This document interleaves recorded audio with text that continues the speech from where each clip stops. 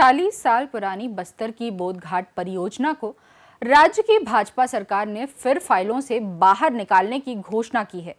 हालांकि सरकार ने अभी तक बोधघाट की विस्तृत परियोजना रिपोर्ट तैयार नहीं की है, लेकिन सरकार का दावा है कि इससे बस्तर में 3,78,475 हेक्टेयर में सिंचाई की सुविधा मिलेगी और 125 मेगावाट बिजली पैदा होगी।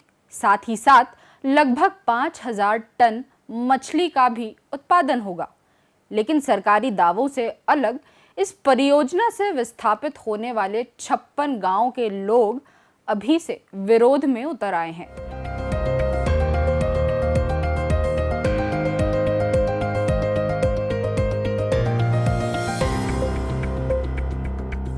नमस्कार, खबरों की खबर में आपका स्वागत है। छत्तीसगढ़ के बस्तर की बोधघाट परियोजना की नींव तब के प्रधानमंत्री मोरारजी देसाई ने 1979 में रखी थी। दावा था कि इससे बिजली बनाई जाएगी, लेकिन 1994 में बोधघाट परियोजना को पर्यावरण का हवाला देकर रद्द कर दिया गया था। पिछली सरकार यानी भूपेश बघेल की सरकार ने पुरानी फाइल को फिर से निकाला और बोधघाट बांध फिर से बनाने की घोषणा कर दी। बोधघाट प्रोजेक्ट जो बना था वो हाइड्रा प्रोजेक्ट था, जिसमें 300 मेगावाट बिजली उत्पादन होगा, इसके लिए बनाया गया था।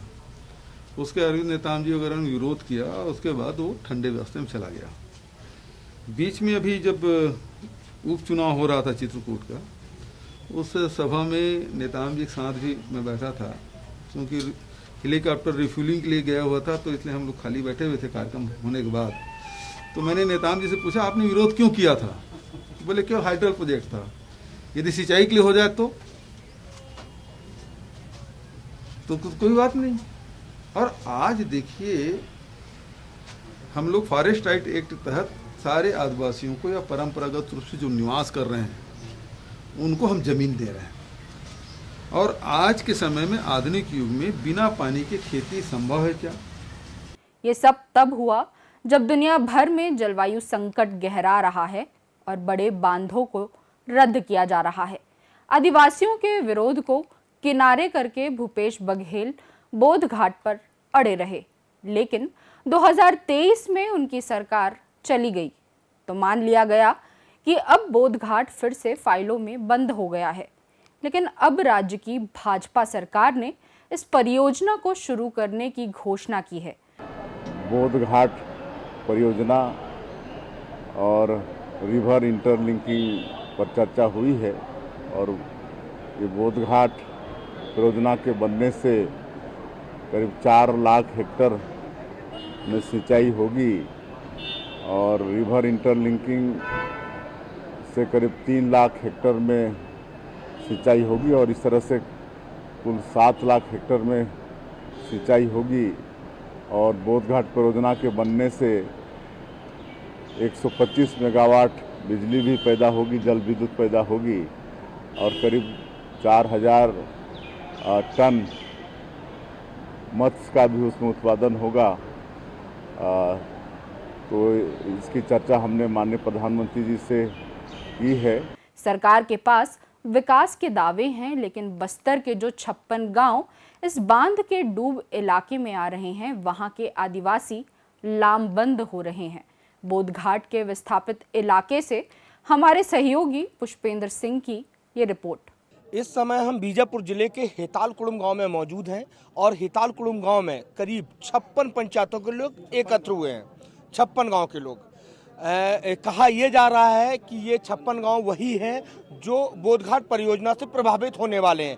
पहले ये 42 गांव सरकारी आंकड़े में थे, अब जो है ना ये 56 गांव वालों की बात माने तो 56 गांव हैं। ये 40-45 साल से लगातार यह परियोजना का बात चल रही है और लगातार 21-22 में भी अब मुद्दा आई थी और फिर बंद हो गई थी फाइल। लेकिन सोशल मीडिया के माध्यम से और पेपरों के माध्यम से जानकारी प्राप्त हुई है और इसी निमित्त आज यहाँ बैठक हुई है और सभी ग्रामीणों का एक आह्वान है कि सरकार जो बोधघाट की बात कर रही है तो सीधे सीधे ग्रामीणों से संवाद करनी चाहिए, बातचीत करनी चाहिए और बिना बातचीत किए फाइल में हरी झंडी दिखाना वो ठीक नहीं है। विकास की बात बोल रही है तो मैं चाहता हूँ कि विकास नहीं, विनाश है। और पानी का संकट की बात करें तो छोटे छोटे बैराजों के माध्यम से जल का संवर्धन करना चाहिए। और इतने 56 गांव के ग्रामीण इतने पीढ़ी दर पीढ़ी से निवारस है, वो कहाँ जाएंगे?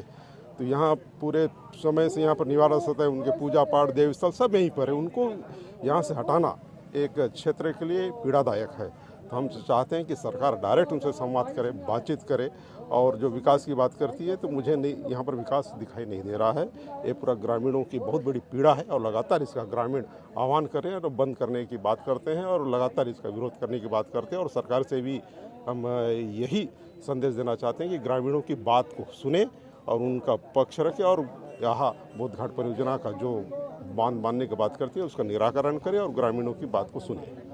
125 मेगावाट बिजली उत्पादन की बात कह रही सरकार और तमाम सारा जो है ना मछली उत्पादन की भी बात कह रही है। तो कैसे देख रहे हैं अगर काम यहाँ पर होगा तो क्या दिक्कत आएगी? दिक्कत वाली बात नहीं, हम सबसे पहले ग्रामीणों की चिंता करते हैं, 56 गांव के लोगों की चिंता करते हैं कि 56 गांव को बाद में विकास होगा। यहाँ पर तो पूरे निवासरत पूरा ग्रामीण अंचल के लोग हैं, पूरा वो अपना जीविका जो है वो वनोपज के माध्यम से बात करते हैं। और यहाँ पर जो अधिकांश आदिवासी क्षेत्र है, पेशा एक है, अनुसूचित क्षेत्र है, यहाँ पर ग्रामीण में रहते पढ़े लिखे नहीं है। और यहाँ पर बोधघाट परियोजना लगने की बात करते हैं और नौकरी की बात करते हैं, उनको नौकरी मिलना नहीं है। और यहाँ का जो क्षेत्र है वो पूरा अनुसूचित क्षेत्र है। और जो बात कर रहे हैं लाभ मिलेगा, और मुझे कहीं लाभ दिखाई नहीं देती है। ये पूरा विकास की बात करें, मगर विकास नहीं होगा, विनाश होगा, ऐसा मुझे प्रतीत होता है। 56 गांव के लोग एकत्र हुए, आज क्या हुआ? संघर्ष समिति का क्या गठन हुआ? कौन अध्यक्ष चुना गया? किस तरीके से इस आंदोलन को आगे लेके जाएंगे? आज बैठक हुई है यहाँ पर और पहला बैठक और समिति का गठन भी हुआ है। और पूरे क्षेत्र 56 गांव में प्रतिनिधि मंडल का गठन हुआ है और लगातार हम बैठक करके लगातार इस मुद्दे को सरकार से सीधा डायरेक्ट संवाद करने का बात करेंगे और एक ज्ञापन देने का बात करेंगे। और लगातार विरोध कर हम जनता की समस्याओं को अवगत कराने का हम बात करेंगे और लगातार इस बोधघाट परियोजना को हम विरोध करेंगे और बंद करने का सरकार से आह्वान करते हैं। तो अभी और भी जो ग्रामीण हैं वो साथ में हैं, उनसे भी चर्चा करते हैं। क्या नाम है आपका? ललित पांडे, बिनता का हूँ मैं।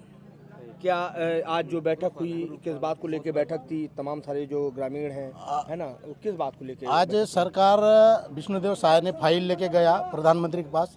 जैसे प्रधानमंत्री जी के यहाँ से बाहर निकले और बयान देना चालू हुआ कि बोधघाट परियोजना पुनः चालू किया जाएगा, उससे हम लोग को दहशत में है। अभी पूरे बोधघाट परियोजना जहाँ प्रभावित एरिया है, पूरे लोग दहशत में हैं। हम कुछ काम भी नहीं कर पा रहे हैं। सरकार, मेन बात हम लोग को अस्थिर करने का कोशिश किया जा रहा है सरकार के द्वारा। और सरकार क्या चाहती है यहाँ के, मतलब जनता को मेरा सीधा मारना चाह रही है। सीधा पूरा प्रभावित एरिया में गोली बम गिरा दे सीधा और हम लोग को मार दे। हम लोग सीधा हम लोग का एक ही बात है, एक ही सरकार से भी सवाल है कि सरकार तो गलत बयान जारी कर रहा है। 10,000 लोग प्रभावित हो रहे हैं, हम लोग लगभग 40,000 की जनसंख्या में हम लोग प्रभावित हो रहे हैं। और सीधा 56 गांव, 18 पंचायत, उतने लोगों को कहाँ विस्थापन करेगा सरकार? और सरकार, आज सबसे दुख की बात है, हमारा जल संसाधन मंत्री, वन मंत्री बस्तर से और आदिवासियों को मारना चाह रहे हैं, वो भी आदिवासी मंत्री। बहुत दुख की बात है, पीड़ा होता है ये सब बात में। और इतना जमीन 80,000 कुंटल धान खरीदी होता है यहाँ, किसानों के द्वारा दिया जाता है उचित मूल्य की खरीदी में। और सरकार का सोच क्या है ये हमारा समझ से परे है।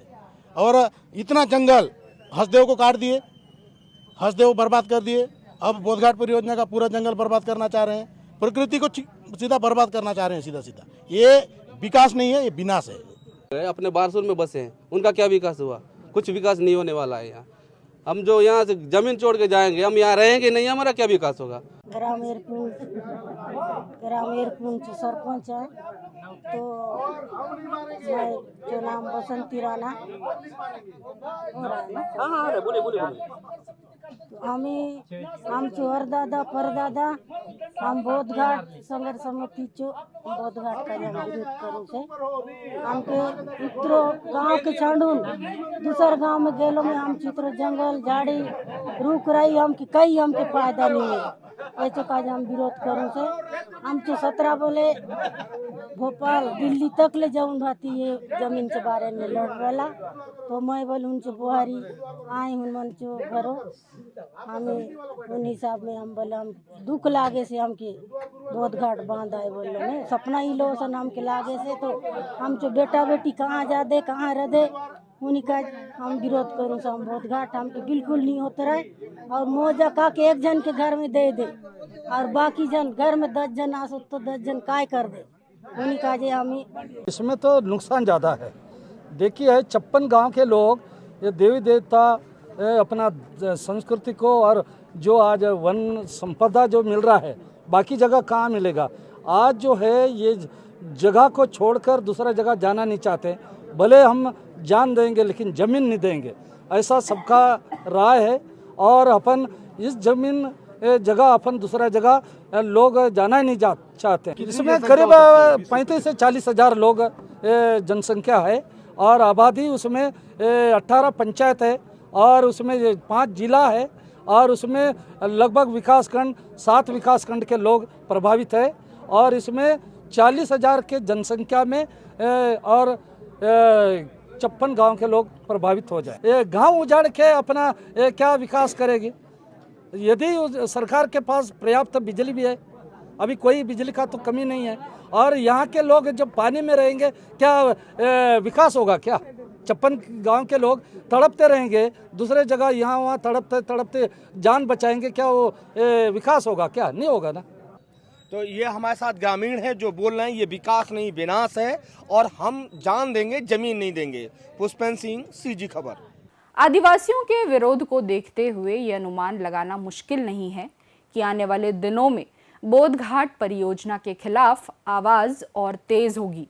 लेकिन आदिवासियों के विरोध पर राजनीतिक दलों का रुख क्या होगा ये देखना दिलचस्प होगा। खबरों की खबर में फिर होगी बात।